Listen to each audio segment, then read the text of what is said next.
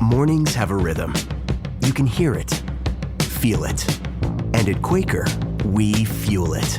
With 100% whole grain oats and a good source of fiber in every bowl, helping you turn that rhythm into your soundtrack for a great day. Fuel to start whatever's next.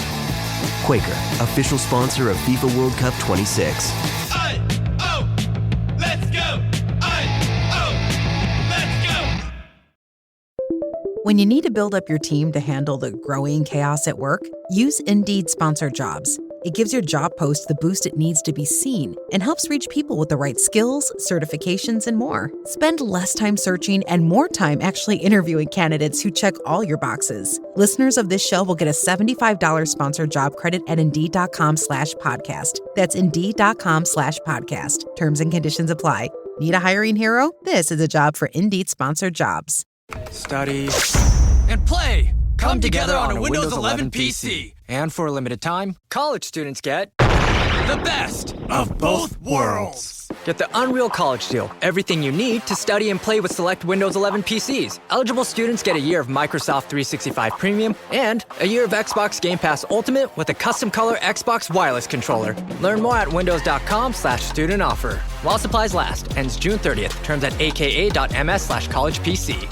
If I could rub a magic lamp and a genie pops out and she grants me 3 wishes, here's what I'd wish for: to build muscle easier and faster, because it is just that important. To have balanced hormones for the rest of my life, and for my metabolism to stay revving so the fat burning process is effortless.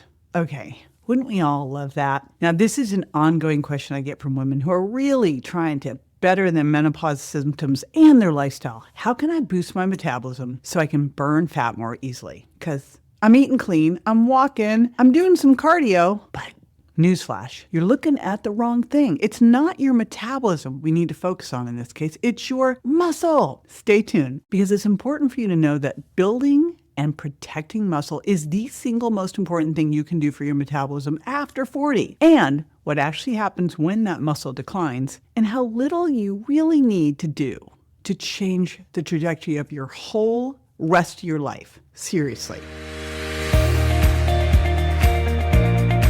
Hey, I'm JJ Virgin, PhD dropout, sorry mom, turned 4-time New York Times bestselling author. As a certified nutrition specialist, fitness Hall of Famer, and globally recognized leader in health, I'm driven to keep asking the tough questions and use my podcast to simplify the science of health into actionable strategies that help you thrive.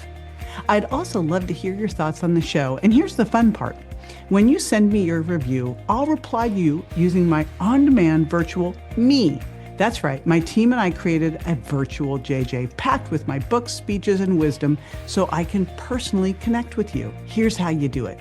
Subscribe and leave an honest review of the podcast. Take a screenshot of your review. Text it to 813-565-2627.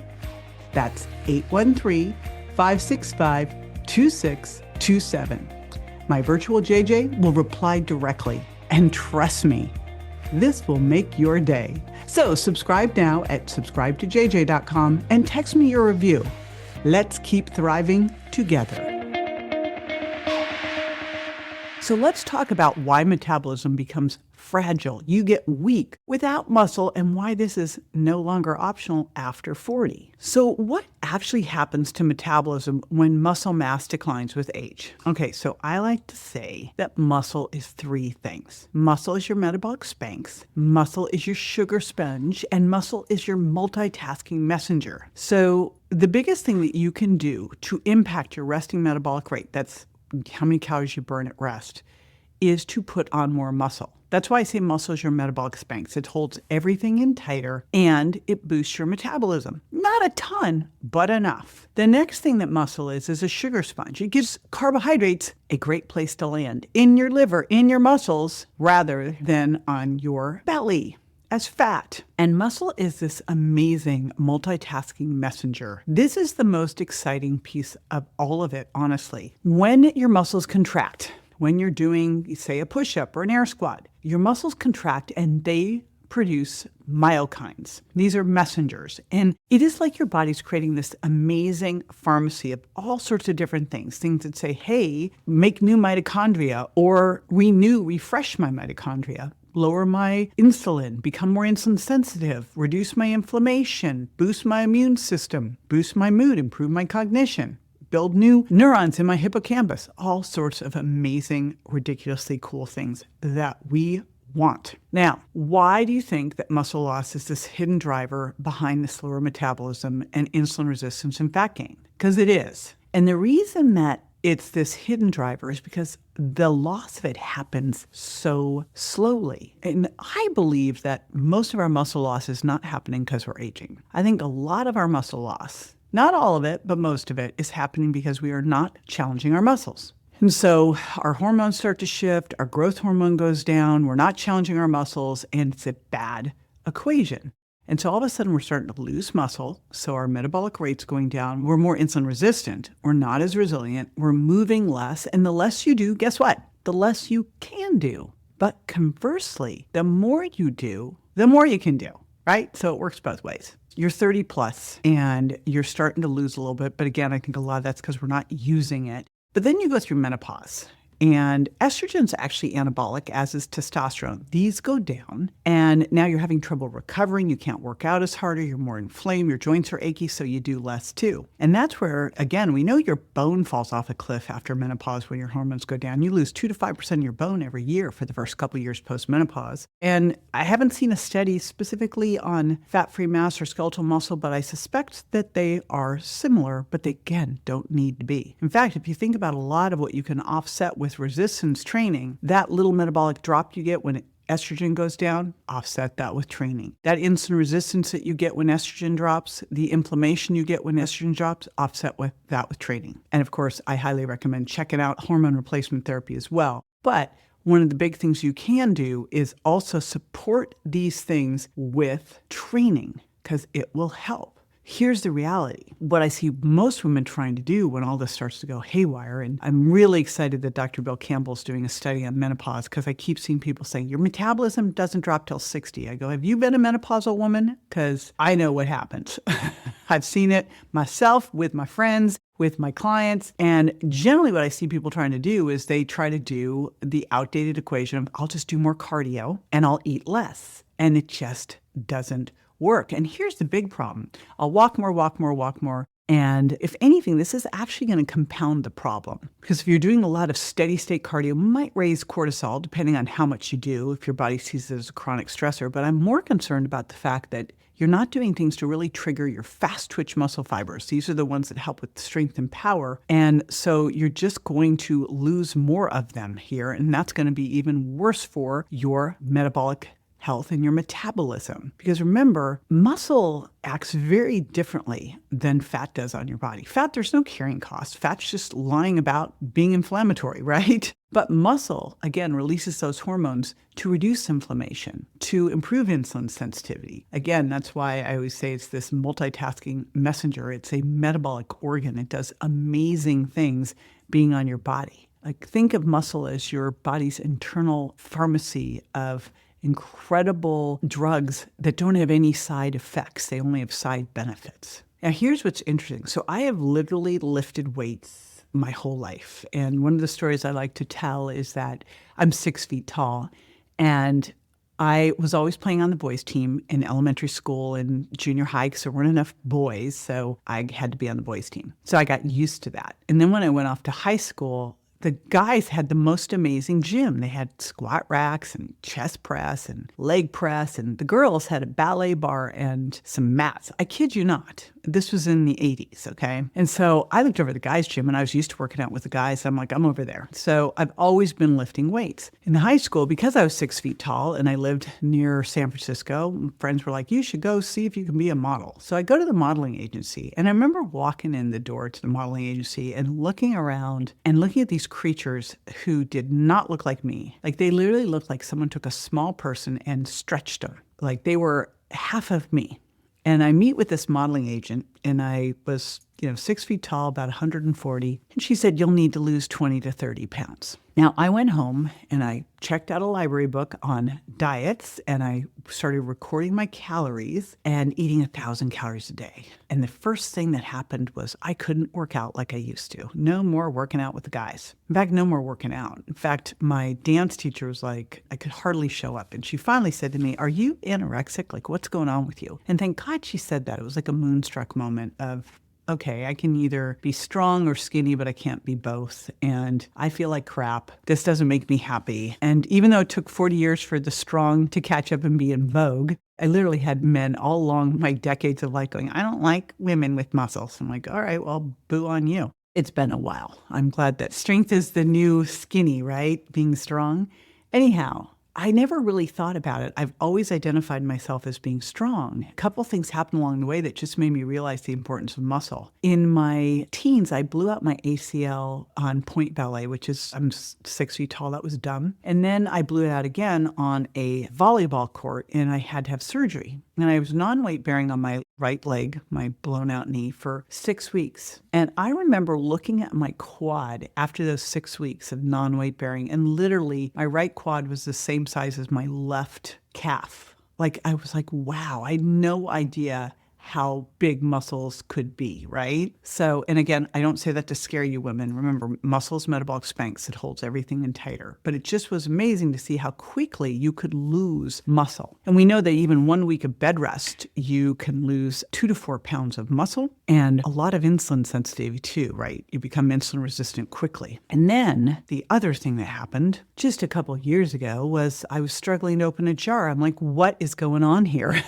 And that's when I went, okay, I have to up my resistance training to the next level of it, really challenge. I was kind of phoning it in at the gym. What I see with clients who, for years, I always like to say my, clients who forgot to lift weights, because for women, it was always stressed to do cardio, unless you happen to work with me, because I never did that, was something that's known as TOFI, or sarcopenic obesity, where they'd be normal weight, but they were high body fat, low muscle mass. And that's generally when you try to control weight by diet alone or by like diet and walking. And it's so different looking at a woman who's controlled her weight that way versus a woman who lifted weights. It's one is like you're fighting your metabolism, you're starving yourself. And the other one is you're supporting your metabolism, helping your metabolism work with you. I still remember I was going through my divorce in my 20s. I ran myself through my divorce. I was like Forrest Gump going through divorce. And I just ran and just kind of managed my mindset and my anxiety. First, I ran through my replaced Gore-Tex ligament in my knee, so that was bad. But the second thing that happened was it was so hard to build muscle at the time. And the minute I stopped doing so much cardio and started flipping back over to HIIT training, which is what I've tended to do most of my life, I walk, I do brisk walks, I also do slow walks with my little tiny dogs. I do HIIT training and I do resistance training, and that really helps support muscle. And again, I think one of the things with aging is seeing that shift with my grip strength, even someone who's lifted weights all the time, made me really see that this is the most important thing for independence that we've got. It's going to help you look better. It's going to help you feel better. It's going to help you have more energy, better blood sugar control, better bone mineral density, better strength. But gosh,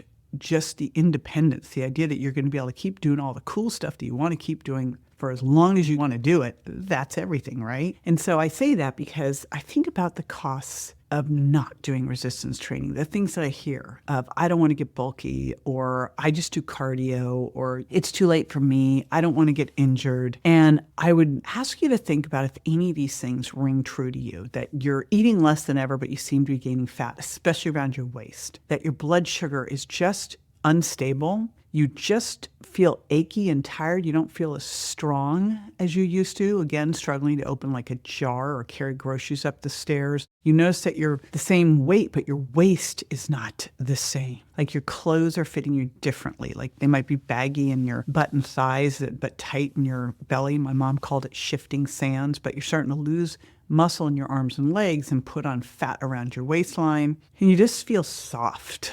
And so you might say, well, this is just aging, like that's just normal, or it's just hormones. And yeah, those things are not your friends for this, that's for sure. But I think the bigger thing is we're not focusing on changing what matters, because muscle changes everything for us. And so often, I think about a lot of the gyms when I was just first in the gym industry because I kind of grew up with the gyms. They just started getting big when I started in all of this. And back then we used to have the women's gym. And the women's gym didn't have all the cool stuff the guys' gym had, but it had pink weights. I mean, it was ridiculous. They had like inner and outer thigh machines and pink weights. I mean, come on. And, when you think about this, and especially something like if you're concerned about joint pain or fatigue or injury, that's not going to go away. The way to combat that is to do resistance training. If you feel like you just can't seem to get a handle on your metabolism, that you gain weight no matter what you do, that's not going to go away. The answer is to put on muscle mass. And if you feel like I'm trying everything and nothing's working, again, like that feeling of either giving up, despair, failure, desperation, muscle is the answer to that.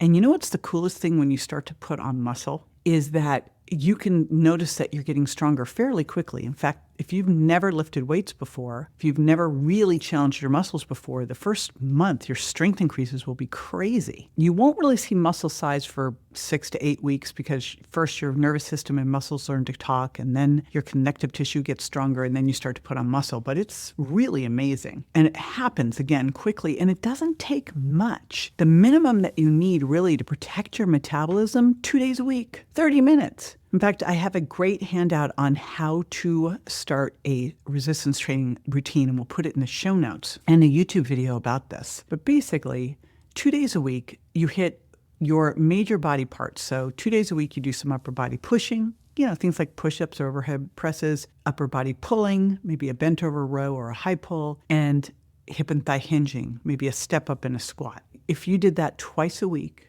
30 minutes, and you really did it once you've taught your body the right movements, you've got the great form, you did it till you got close, not to failure, but where it got really hard, where you feel like if the next one you do or two, you're going to really mess your form up. Form's always the limiter. That's exactly where you want to be. That's what will help you build muscle. The heavier you go, the more you start to get strength. The faster you go, the more you incorporate your power. The most important thing is that you just do it, is that you are consistent. The nice thing is there's a lot of different ways to do this, to challenge your muscles. You can do it with your body weight. You could do a TRX segmental trainer. You can use bands. I like TRX's bandit bands. You could use Y-bells, kettlebells, machines, free weights, cables. Doesn't matter as long as it's hard and it gets to the point where you feel like you're going to break form in, say, 10 to 20 seconds of doing an exercise. That's kind of the golden spot there. Once you do that, your body goes, oh my gosh, I have to get stronger. And if you're worried, if you have joint issues and injury and you're worried, you can also do electrical muscle stim body workouts now. And there's a new training studio called E20 that can take you through this. So there's always a way to figure out how to do this. And you want to do this because it's so important for that insulin sensitivity, which is going to help you burn fat and help you have better blood sugar control. For your hormones, a lot of the stuff that goes sideways when you start to get into menopause, like the inflammation, the insulin, exercise can help offset. And remember, exercise is this endocrine organ too. So it's out there sending these amazing messages through the body. It just makes fat loss so much easier without you having to go into this crazy extreme caloric restriction, because muscle is where you burn fat, put more muscle on, boost your metabolism, and it's going to give carbohydrates a place to go in your muscles rather than being stored as fat. So when you're doing this, the big thing I want you to promise me you'll do is don't use the scale as your metric of success. I think the thing that has damaged us women more than anything else is the stupid scale. Instead, trade that traditional scale that just looks at your weight rather than what your weight's made up of, and get yourself a bioimpedance scale instead. I'm going to put a couple of the ones I like in the show notes. I've been using the new Path scale, amazing, with a Bluetooth tape measure. That, Oxyline Pro, Renpho, InBody, there's a lot of different brands out there. We'll put some of my faves in the show notes, as I said. Big important thing here is you want to be able to track to say that I am improving my fat-free mass as I'm losing fat. You want to ensure that you are not losing skeletal muscle as you're doing this, that you're improving and putting that on. That is your super insurance for, think of this like your metabolic health insurance for the long haul. And if I was going to think of one thing that I still hear that I'd love you to let go of that you might be thinking about lifting is, no, you're not going to get bulky. Remember what I said, muscle is your metabolic Spanx. It holds everything in tighter. And when you think of this as like your health insurance, your metabolic health insurance, this is something you get to do. It's not something you have to do. I want you to think of this as it's not a chore, it's a benefit. It's a thing that you get to do, and the consistency makes the biggest difference. So again, it can be as simple as twice a week for 20 to 30 minutes. That's all you need to do. Now, along with that bioimpedance, two other things you can do to really see the quality of your muscle and put this together is a simple hand grip dynamometer. We'll put some of those I like in the show notes. And then also a sit to stand test where you do this chair sit to stand time test. Those are two ways to really look at the quality of your muscle, your strength, your power, which is so super important because when you look at this, what we're trying to do is ensure that you are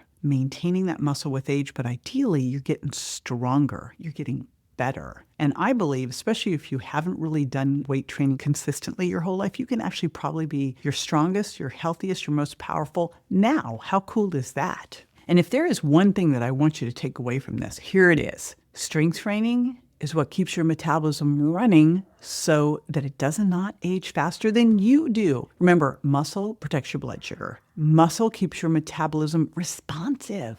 Muscle gives your body somewhere safe to put fuel instead of storing it as fat, especially belly fat. And you don't need hours in the gym to make this happen. You just need consistency and a commitment to consistently challenge your muscles. Now, if this helped you understand your body in a new way and make some new commitments, make sure to subscribe and share this with a woman who needs to hear it. Be sure to join me next time for more tools, tips, and techniques you can use to look and feel your best and be built to last. Also, I'd love to connect with you and hear your thoughts on the podcast. Here's how.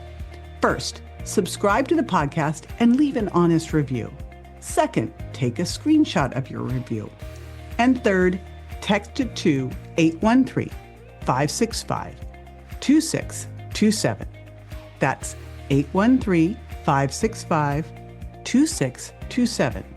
When you do, I'll reply using my brand new Virtual JJ. It's my on-demand virtual self built from my books, talks, and years of experience so I can interact with you directly. You'll make my day, and I can't wait to hear from you. Thanks for tuning in, and I'll catch you on the next episode. Hey, JJ here, and just a reminder that the Well Beyond 40 podcast offers health, wellness, fitness, and nutritional information that's designed for educational and entertainment purposes only. You should not rely on this information as a substitute for, nor does it replace professional medical advice, diagnosis, or treatment. If you have any concerns or questions about your health, you should always consult with a physician or other healthcare professional. Make sure that you do not disregard, avoid, or delay obtaining medical or health-related advice from your healthcare professional because of something you may have heard on the show or read in our show notes. The use of any information provided on the show is solely at your own risk.